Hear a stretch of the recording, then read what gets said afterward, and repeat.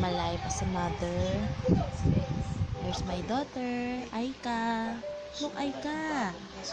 Addict siya sa TV. Sobra. Lahat ng commercial, alam niya.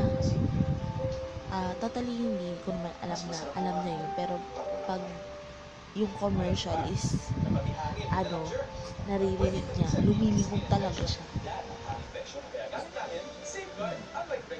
Tutok siya sa TV. Although, hindi talaga tama na tutok siya sa TV. Kasi, wala naman akong magawa.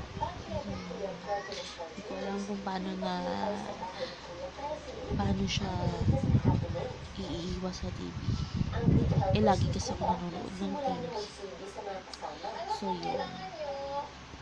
Yan, umarap ng aking baby. Aking baby, Aika. Maganda yan, no? Ang ganda-ganda ng anak ko. Siyempre, lahat ng nanay nagagandahan sa anak. And I'm proud to say that maganda ang anak ko.